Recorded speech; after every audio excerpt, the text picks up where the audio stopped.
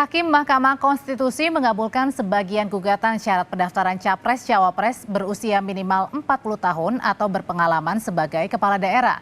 Dengan putusan MK, kepala daerah bisa maju Pilpres meski belum berusia 40 tahun.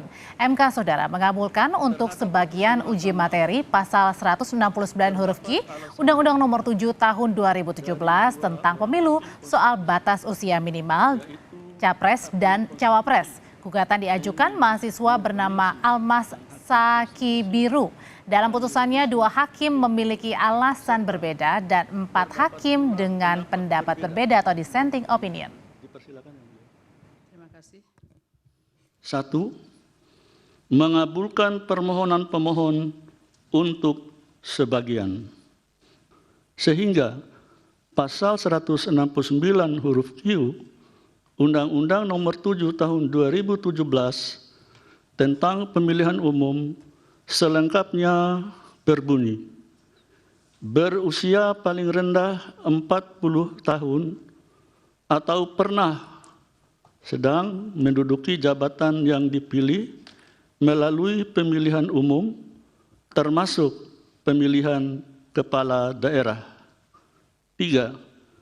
Memerintahkan pemuatan putusan ini dalam Berita Negara Republik Indonesia sebagaimana mestinya.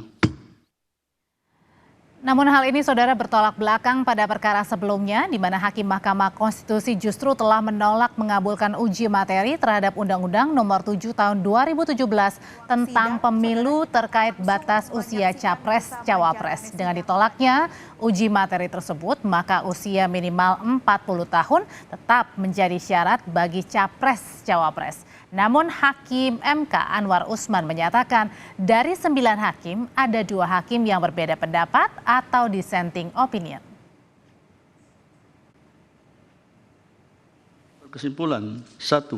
Mahkamah berwenang mengadili permohonan akuo. 2. Para pemohon memiliki kedudukan hukum untuk mengajukan permohonan akuo. 3. Pokok permohonan para pemohon tidak beralasan menurut hukum untuk seluruhnya.